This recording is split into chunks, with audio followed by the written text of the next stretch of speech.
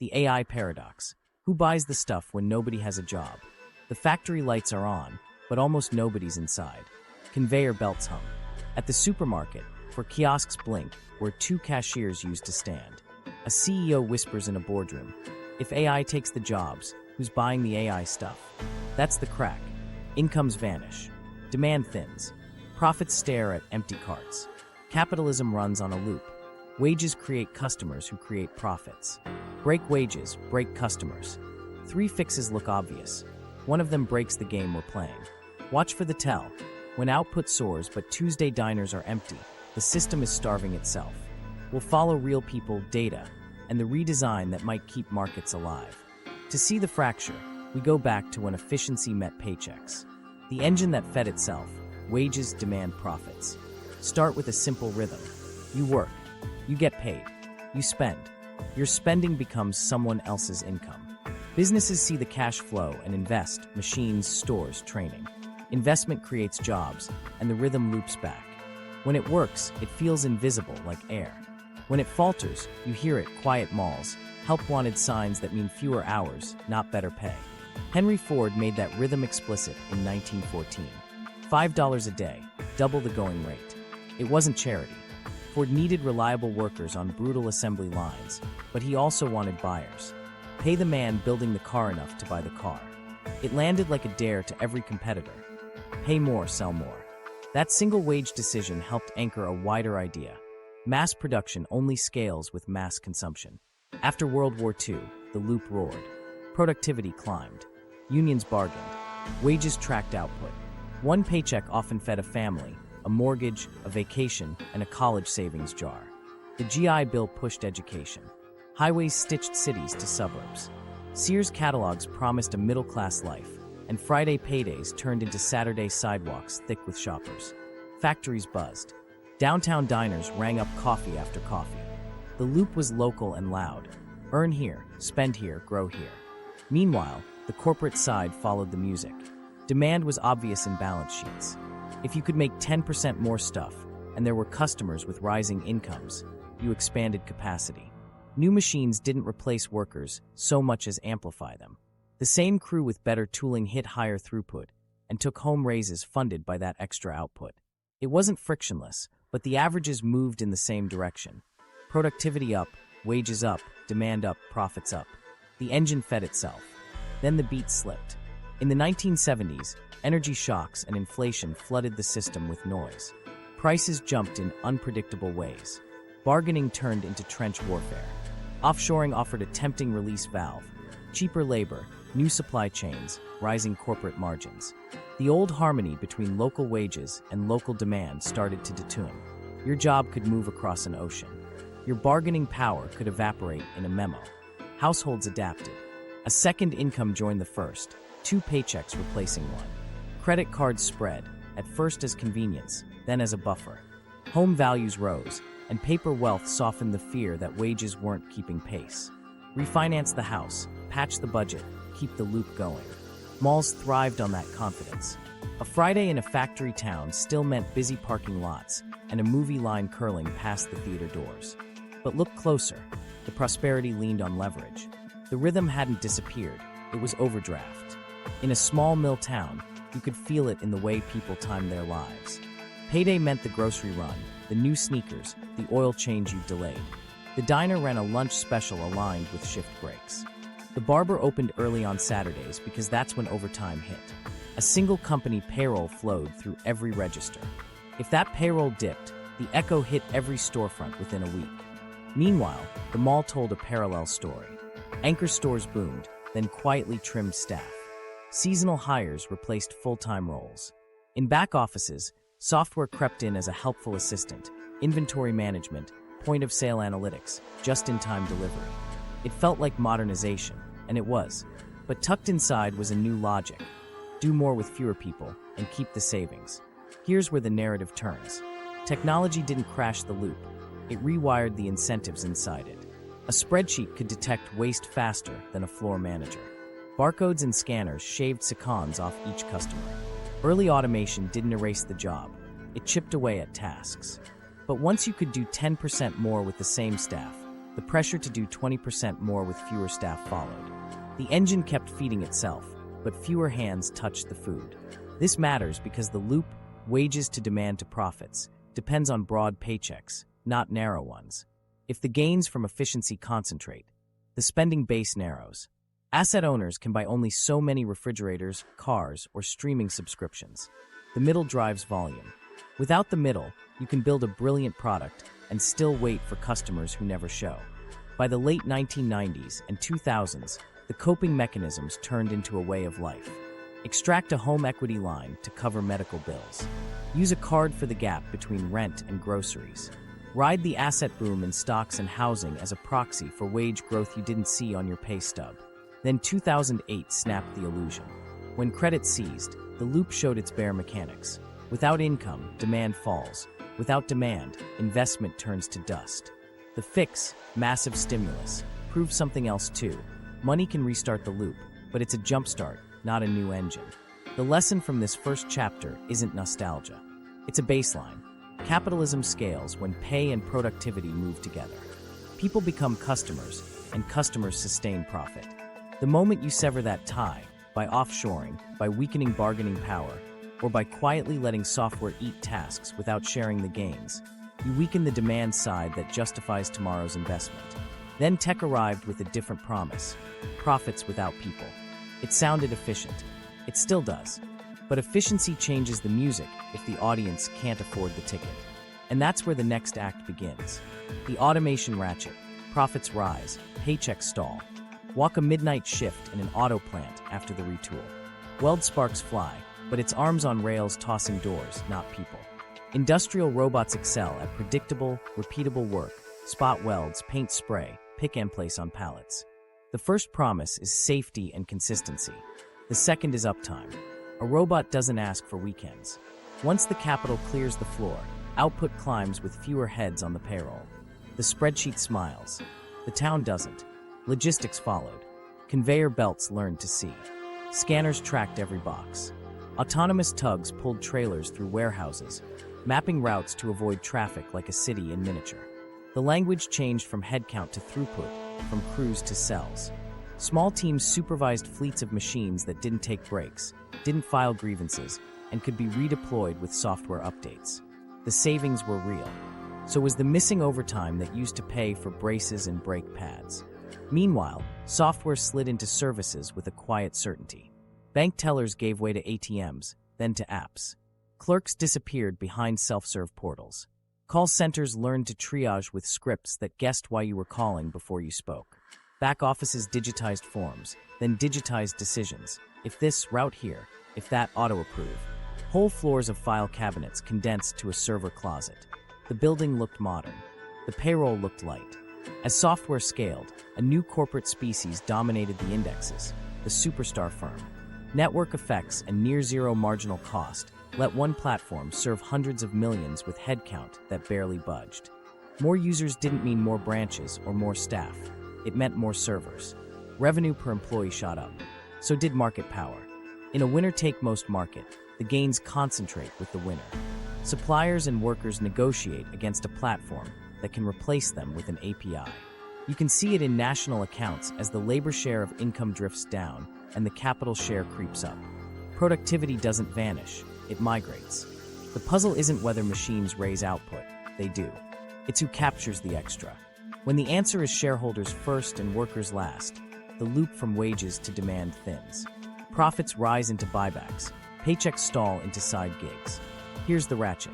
Once a task is automated, it rarely returns to human hands at the old wage. The plant doesn't unbuy the robot arm when the economy rebounds. The warehouse doesn't rip out scanners to rehire runners. Even if headcount grows later, it grows around machines, not instead of them. Job descriptions shift from doers to overseers, from many to few. The ladder narrows, and rungs vanish in the middle. Skills hollow out along that ladder. On one end, high-paid systems engineers and integrators stitch hardware to software. On the other, low-paid roles handle exceptions, cleaning the aisle the robot can't navigate, sorting the 5% of packages the vision system misreads.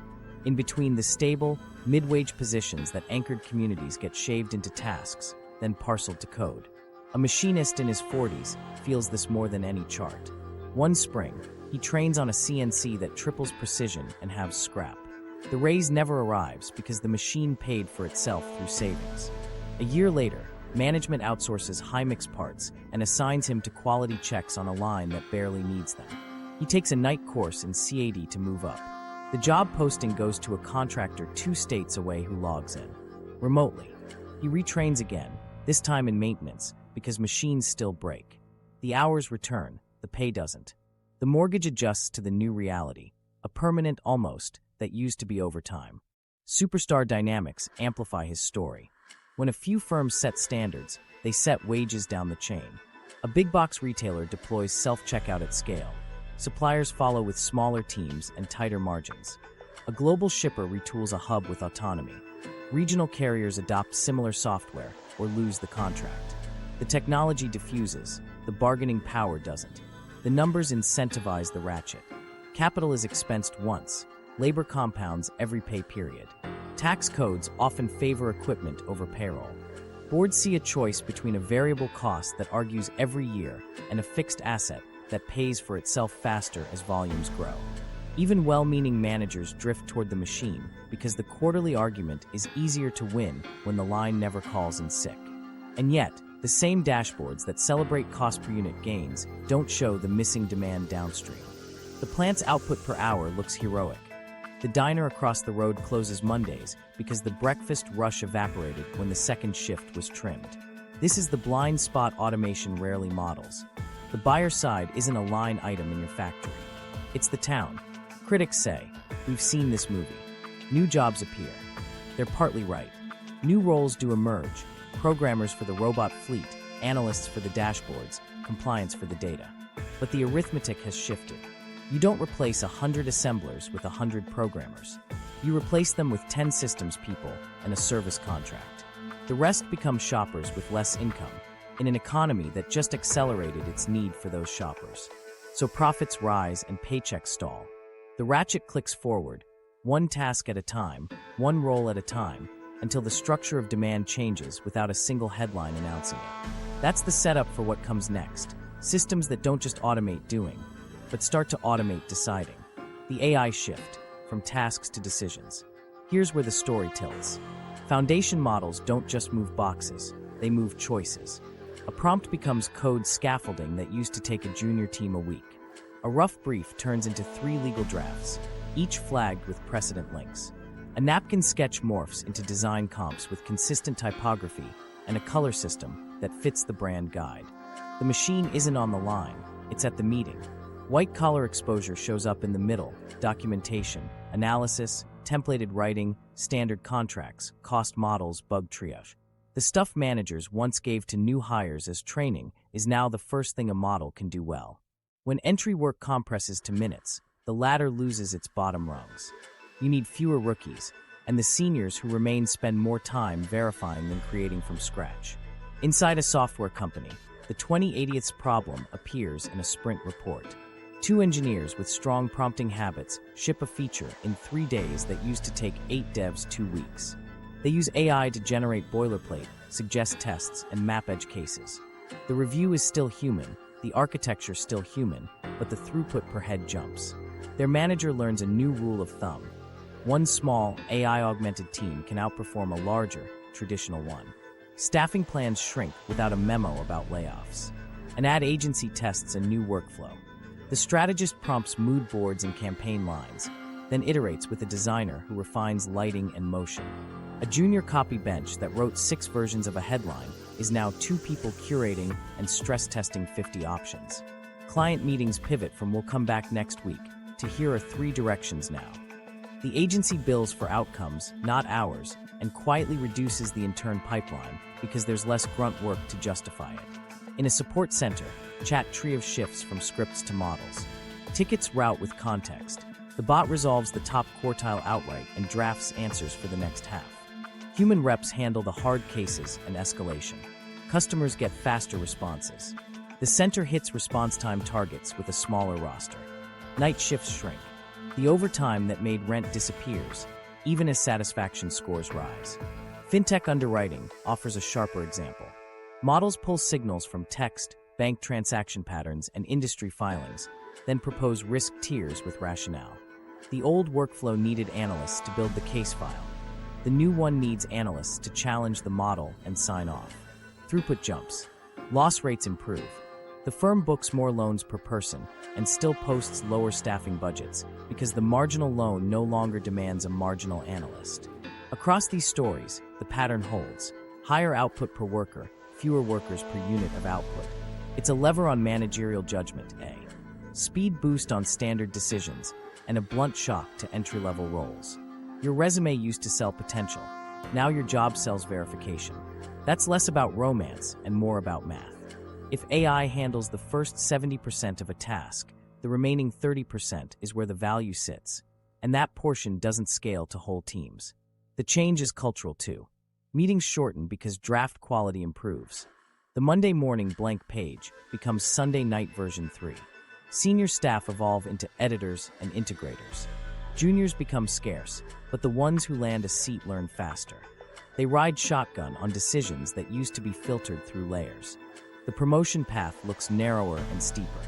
The payroll looks lighter again. Critics ask whether quality slips. It can. Hallucinations, overconfident reasoning, legal traps. None of that vanished. But firms adapt.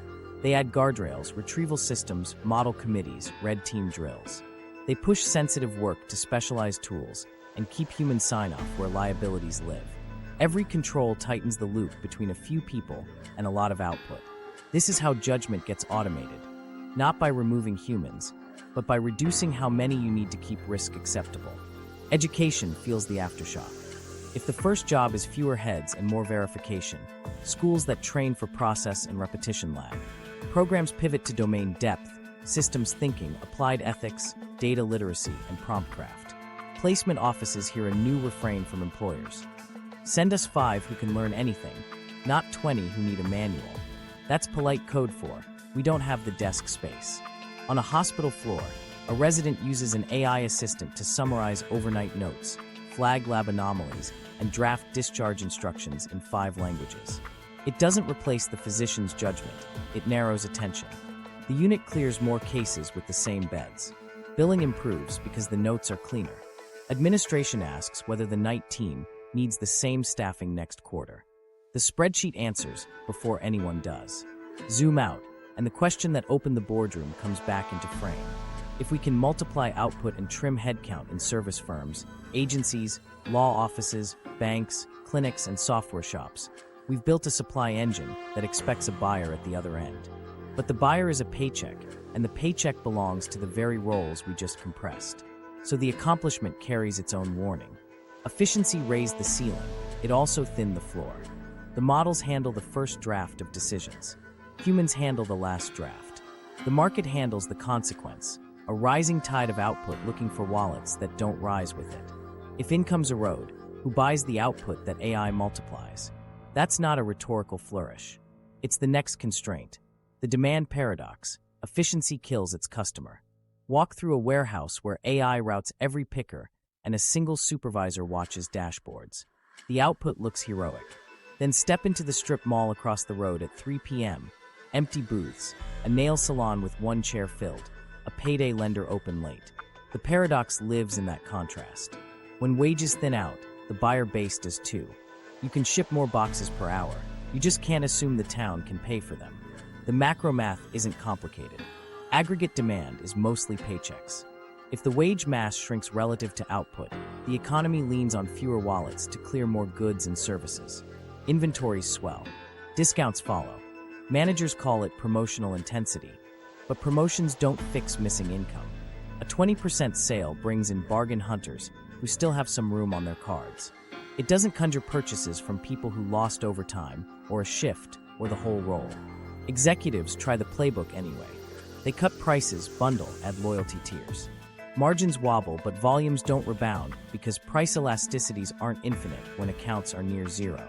Meanwhile, asset owners spend more, but that spending is narrow. A billionaire can't eat 1,000 dinners.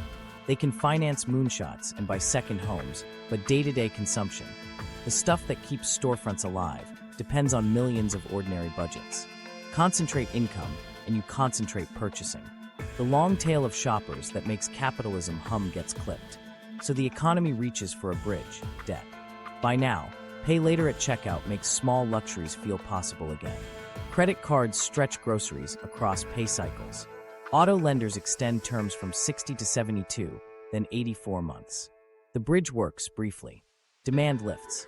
Retailers cheer a quarter that looks healthy. Then the bill comes due. Servicing costs rise with interest rates. Minimum payments creep. Lines of credit choke off precisely when households need cushion. You see the cliff in little ways first. Missed utilities, then a car payment, then rent. A landlord raises late fees because they can. A bank tightens underwriting because charge-offs tick up. The BNPL app reroutes you to a lower limit. Retailers front-load promotions to move inventory and find that customers show up, but buy less per basket. The inventory overhang clears slowly, and only by sacrificing the margin they counted on to cover fixed costs. A family in a logistics town narrates it without charts. When the night shift went away, the second job she used to do on weekends became the first. The budget turned into triumph. They canceled one streaming service, then two. Groceries shifted to store brands. The kids' sneakers waited another month. A dentist appointment got rescheduled. When the credit card statement arrived, they made the minimum and promised to make it right next month. Next month looked the same. Firms sense the new reality and retool their offers around it. Smaller package sizes at the same sticker, shrinkflation, mask a price per ounce hike. Subscriptions slice features into $4.99 tiers that feel painless alone and heavy together. Free layers backed by ads and data extraction keep people inside ecosystems without charging the front door. It sustains usage metrics. It doesn't rebuild income. The market adapts to a poorer customer by designing for a poorer customer. At the macro level, policymakers stare at a familiar dashboard and argue over signs. GDP grows, but unevenly. Employment prints look fine until you notice the mix. More part-time, fewer hours, more self-employment that reads like necessity. Inflation cools, then flares in pockets where supply is tight, housing, healthcare, childcare, leaving less for everything else. The paradox hardens. Efficiency lowers unit costs, but the gains don't cycle back to wages widely enough to pull demand. Here's the kicker. The supply engine keeps improving because the incentives are clear. Every efficiency gain is bankable on the cost line. The demand engine weakens because its feedstock, broad incomes, erodes quietly, firm by firm. No single company feels responsible for the aggregate consequence. Each did the rational thing in isolation. Together, they skate toward a thinner market and a more fragile floor. Optimists say new jobs will appear and refill the wallets. Maybe. That's the next argument. But the timing matters as much as the headline. If job creation lags adoption, if the new roles cluster in a handful of hubs, if pay bands don't match the lost middle, the bridge from today's demand to tomorrow's stalls. By the time the new categories scale, the old buyer base has frayed. So we're left with a simple, uncomfortable question. If efficiency keeps raising output while the wage mass feeding demand thins, who clears the shelves? You can't coupon your way out of a missing paycheck. You can't upsell a customer who stopped coming in. Some insist the market will invent work fast enough. Others say firms must design for customers with less money. The next act tests both claims. The new jobs will save us argument and its limits. The counter story sounds familiar. We've been here before. Tractors crushed farm labor. Factories absorbed it. Automation hit assembly lines. Services soaked it up. Each wave destroyed roles, but created new ones, often better paid. That's the comfort. The risk is assuming the rhythm repeats on the same timeline, with the same geography, and with the same paycheck at the end. Start with the historical pattern. In 1900, a third of workers farmed. By the mid-20th century, single-digit percentages fed the nation. Manufacturing rose as the absorber, a ladder with training on the job, wages that could support a family and clear progression. When manufacturing shed workers, services grew: healthcare, education, retail, hospitality, business support. The system flexed because demand kept expanding and the new sectors needed people in volume. Time, that's the hidden ingredient. Transitions played out over decades, with unions, public schools, and GI-era investments cushioning the landing. Tech optimists say AI will rhyme, not repeat. They point to new categories: prompt engineers, model evaluators, AI safety and compliance, orchestration roles that stitch tools into workflows, domain experts paired with co-pilots who turn expertise into code. They add creative fields reshaped, not removed, curators, editors, producers who can do more with less. Entrepreneurship should expand because barriers fall. All true in pockets. The question isn't whether new jobs appear. It's the speed, the scale, and the pay. Speed first. Adoption curves for software move faster than physical technologies. Cloud distribution pushes updates overnight. Once a workflow proves its edge, competitors copy quickly. Job destruction can be front-loaded, roles compressed in quarters, while job creation trails behind as companies figure out what, exactly, the new roles should be. That lag is where households fall. A quarter without overtime turns into a year without a raise, then a career that never recovers the old baseline. Scale next. New technical roles don't absorb labor one-to-one. A single AI platform can serve thousands of firms with a small core team and a distributed ecosystem of contractors. Orchestration roles inside companies scale like leverage, not headcount. If 10 specialists can deploy capabilities across 1,000 employees, you may not need 1,000 employees. The magic trick of leverage is also the limit of absorption. Then pay. Many of the new roles are high skill, high wage at the top and low wage at the bottom. The middle compresses. A handful of staff engineers, product managers, clinical specialists with tooling and compliance leads do well. Below them, taskifying spreads, content moderation, data labeling, QA triage, gig-style exception handling. If the median of new work pays less than the median of the lost work, aggregate demand doesn't recover even if headcount does. Geography sharpens the edge. Gains cluster in hubs, San Francisco, Seattle, New York, London, a few university towns, where capital, talent, and customers collide. Costs decline elsewhere, but the benefits don't anchor there as quickly. A county that lost a distribution shift won't sprout AI orchestration roles next month. Remote work helps, but top-tier firms still concentrate hiring near networks they trust. The result, a few zip codes glow while many go dim. Access matters too. Training pipelines lag. Community colleges and boot camps move faster than four-year curricula, but not at cloud speed. Firms want provable skill now. Workers need income while they retrain. Scholarships and online courses help the motivated. They don't solve childcare, commuting, or the opportunity cost of stepping back. The skills mismatch is structural. The jobs that vanish are often the ones with the simplest gateways. The jobs that appear demand depth, credentials, or a portfolio that takes time to build. Elasticity is the test. Can new job categories expand cheaply and quickly enough to absorb millions at wages that sustain spending? Early signs say no. Companies brag about efficiency, not headcount growth. Do more with less is a mantra, not a phase. Productivity gains accrue without proportional hiring because models multiply individuals. That's good for margins and good for price tags sometimes, but thin for the wage mass the economy relies on. Optimists at a final point, new desires emerge. Immersive entertainment, personalized education, longevity science, climate restoration, frontiers that need people. True, but these sectors are capital-intensive, regulated, and slower to scale jobs than software that replaces them. And when they do scale, they'll use the same AI leverage that trims headcount elsewhere. Meanwhile, firms aren't waiting for salvation.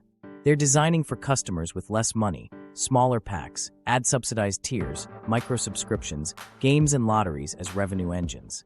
That's a tell. If new jobs, save us, were around the corner, you wouldn't rebuild your business for a poorer buyer. So the argument resolves like this. Yes, new jobs will appear.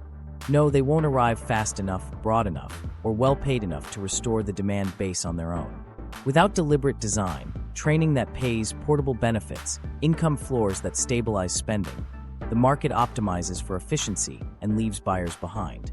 While we wait for the next wave of work, companies pivot to serve a thinner wallet.